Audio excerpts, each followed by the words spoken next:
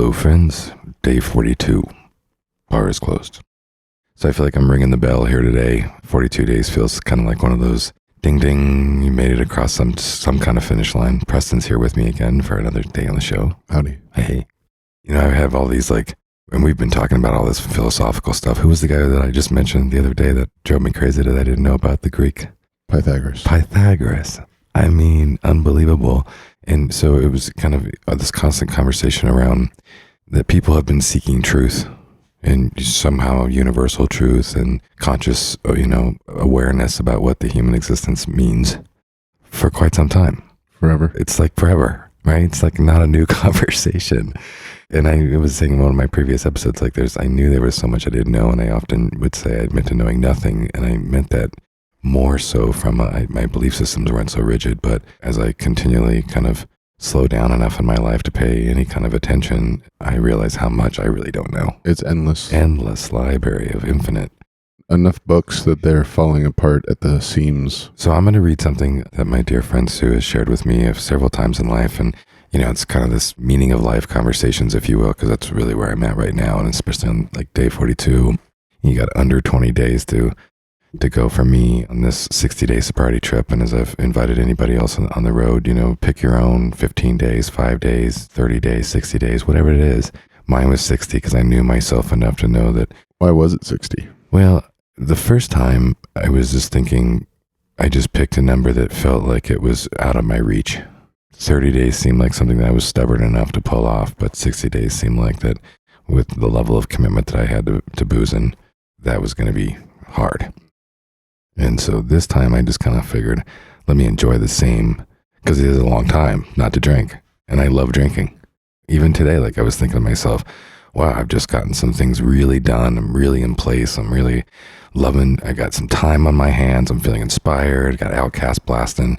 And I'm like, I want to fucking booze it up a little bit. This is the moment I want to have some drinks. But it's the Dionysian in you. And when I ring the bell, I realize that I'm ready to clock out. I'm ready to put sobriety on the coat hanger and kind of enjoy some lubrication and just celebrate my time off, so to speak. It was kind of my exodus from my responsibilities so often, right?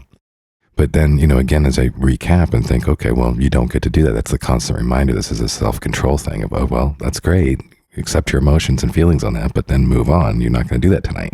So here we are in the office, and again, the meaning of life seems to be of interest to me now. So let me read this. This is the prologue from, oh man, I hope Sue's not listening, because if I don't do my homework and say his name right, I'm just going to do it. The prologue of Bertrand Russell.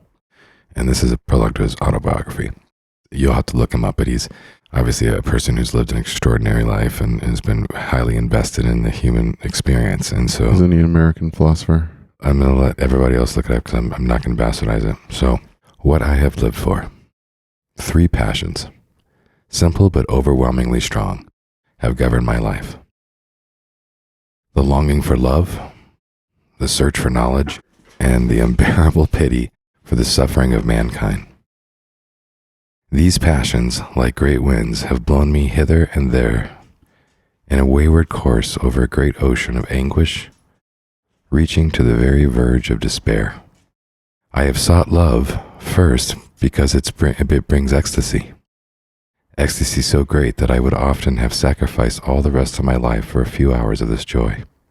I have sought it next because it relieves loneliness, that terrible loneliness in which one shivering consciousness looks over the rim of the world into the cold, unfathomable, lifeless abyss.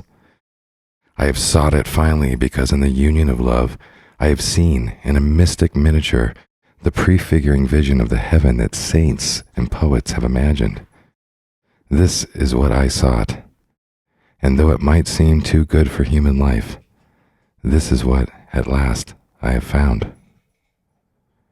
With equal passion, I have sought knowledge. I have wished to understand the hearts of men. I have wished to know why the stars shine, and I have tried to apprehend Pythagorean power by which number holds sway above the flux. A little of this, but not much, I have achieved.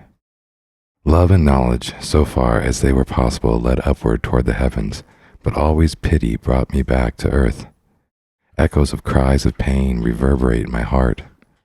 children in famine and victims tortured by oppressors, helpless old people a burden to their sons, and the whole world of loneliness, poverty, and pain make a mockery of what human life should be. I long to alleviate this evil, but I cannot, and I too suffer. This has been my life, and I have found it worth living, and would gladly live it again if the chance were offered me. So that's me not reading it for the first time, or reading it for the first time and not trying to memorize it and throwing it out there. I did not even read it. The Pythagorean theory was in there, so it's a good sync. Isn't it a good sync? And then you guys to hear some, almost, studio stumbling. Can't edit any of that out. Dogs slurping in the background. Those of you who have any following of Tahoe, he got his first day at the office. We talked about this back in the day, so he is here now in the office first night. It's pretty amazing. He's enjoying it. He's enjoying it. Riff on this with me for a minute. The finale is something I've always said to people who are going through hard things.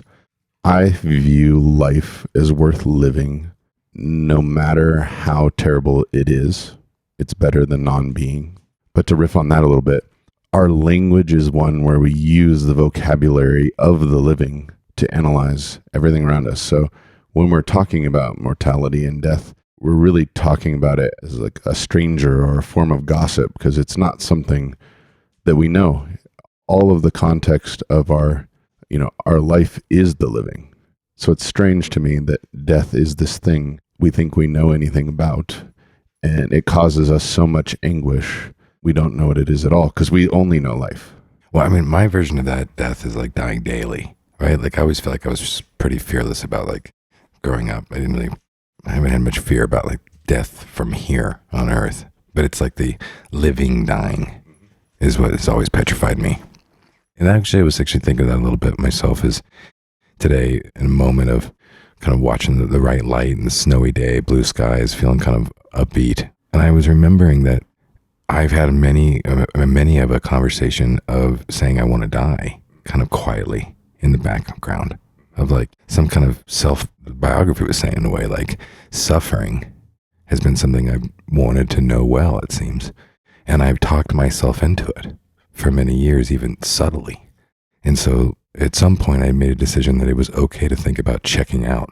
A philosopher I find very interesting is a man named Emil Cioran. He was a Romanian. They jokingly called him the cynic on duty after Nietzsche doesn't exist anymore, right? Okay. He had some interesting points about suicide that always stuck with me. And number one is it's always too late. It's not preventative medicine.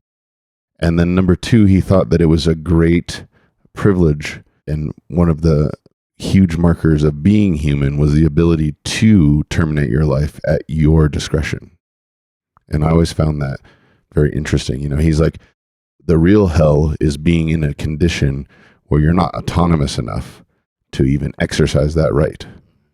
Well, and that brings up the complexities. Like, I had a couple of dear close friends of mine who took their lives, and I don't try to make any kind of assessment of what happens to their soul or spirit after, right? I'm not going to, even in being reborn as a Christian, I don't have any kind of personal evidence that anything bad happens to them. But, I know that my one friend, Michael, he came to me to tell me he was going to do this, and he was very firm about this was his choice, and he was sharing with me this samurai book about the honor and dignity of suicide, and that this was something that had been going on since the beginning of humankind, kind of like what you're saying, and that we have our right. And what is like real jailing? It's when they remove all the abilities to do that, right? Mm-hmm, like, are you really you're right. Are you really in prison otherwise? Wow. And then the state wants to exercise that right, and you don't have it. Wow, that is a complete. You're right. Wow, that's the last freedom one could really imagine having, is their choice of their own life.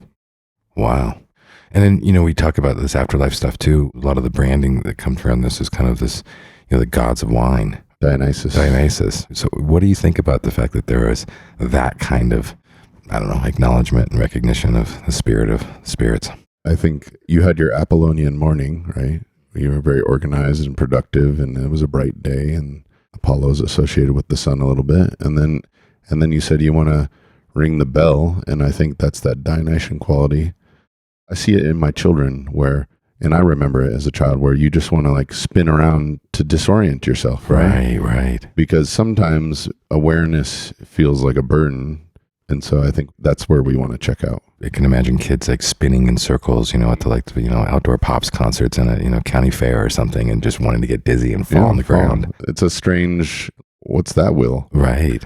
That makes me think of the National Geographic. I always loved watching so much like the animals who take psychedelics, and like the monkeys who like would take these berries and they would know that it was going to make them like go crazy, and then they'd fall out of the tree. And I like there's some root that I believe bonobos or chimps really like, and it appears to be psychedelic with them. But if they see it, they immediately look at the ground and act like they're doing something else. Yeah. Because they don't want the other ones to have it. That's hilarious.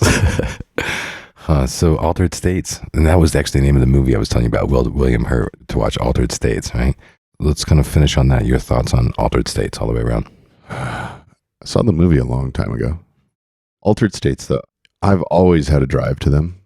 I had this argument as a freshman undergraduate in a philosophy program with the empiricists all the time, where they're very attached to material phenomena and think that consciousness arises as kind of an epiphenomena of the chemical interactions in our brain and the biological processes. But I always said, look, if that's your take, then really what you're suggesting is that everything we ingest has this psychedelic quality. It alters perception, and really your altered states, it's your willingness. How far are you willing to push that out?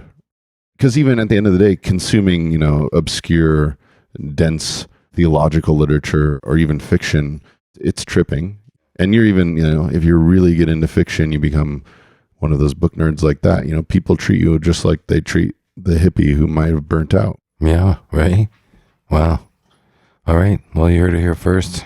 Thanks everybody for joining us.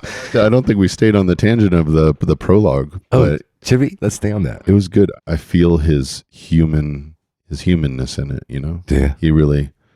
Me too. He's here.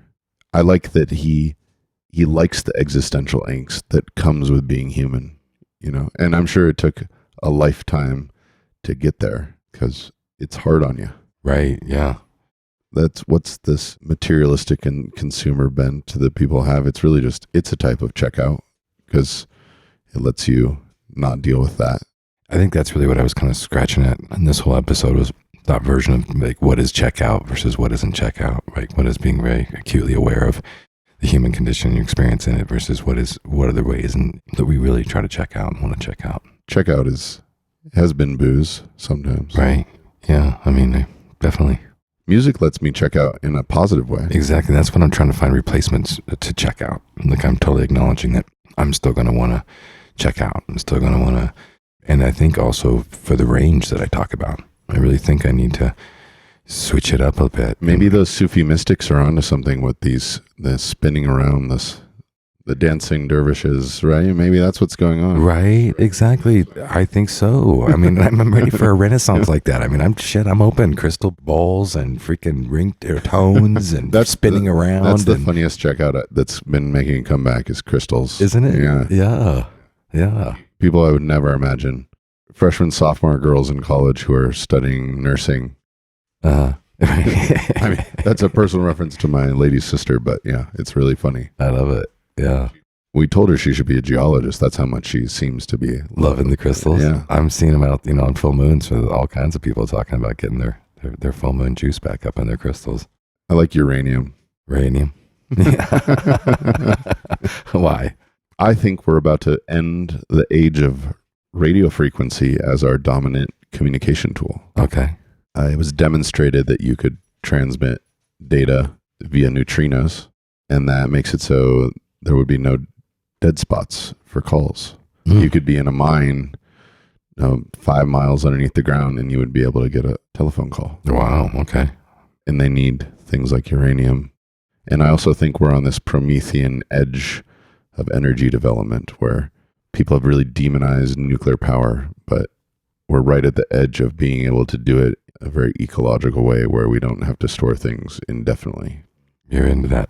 Yeah, You're for that or pro that? Yeah, when I observe history, I see it as a bunch of Promethean revolutions, with energy, where, we discover fire. If we didn't move past our knowledge of burning wood, we probably would have clear cut a lot of the world. We found coal. Places like London used to be have substantially more air pollution than they do now, like a black haze over their cities. And then, we find hydro and nuclear and all, we just keep going. And it's scary when we find a new power. Like imagine the first shaman showing he can make fire on demand. I'm not sure it necessarily went over very well. To be honest. Right. People were like, wait a minute, this could create chaos and havoc and burn us all down. Who's going to control this? I always have faith in humanity. We do incredible things. Our dietary system, we can eat almost everything. Dogs won't even eat a lot of things we like to eat. My dog rejects all kinds of stuff I offer her. She's like, this is not food. So you're saying being human is way cool. Right? I love it. Yeah. I mean, we're so unique, in my opinion. We do seem like alien, and we have this yearning that makes us feel like this isn't our place, and we haven't seen that in other species. Well, how would we know? What if whales were feeling that way? Whales might be feeling that way. We've had that discussion a little bit, right? Yeah. And dolphins. John C. Lilly. Okay, everybody, John C. Lilly. We'll wrap it up with the concert we went to. That was on the show. At one point, we went and saw Silverman and Future Man. Yeah, right? That was great. As somebody who loves music, what was your vibe on that? It was what I needed. Being in a auditorium with almost no one else, with two amazing musicians, one with homemade digital drum kit, and the vibes they were putting out. What was the Big Sur one? Oh my God, that was so beautiful, that composed piece. I felt like I was in California on the ocean when I'd close my eyes. Yeah, and I was here in the Orient coming over in the breeze. I was totally sober there. That was an escape. Right. That was another one of those. Another healthy escape. Cool. We'll keep doing this. Preston, any last words for everybody? No pressure. You're listening to the show. You've actually listened to some episodes. Yeah, I've been listening. I enjoy it. Listening to the show. I mean, it's good because you're really sharing. You're there and it's intimate, and we're in the same office and we're talking every day about all kinds of stuff. And even your shows feel almost more personable and personal than those conversations. Oh, wow. Because you're getting into it. You're finding this space and you're having this dialogue, and it's you. There's none of the social, the way our brains just check us whether we're conscious of it or not when we're talking about what we like to talk about or what we don't like to talk about. Right. Nice. Thanks for sharing. All right. Good night, all. Thanks.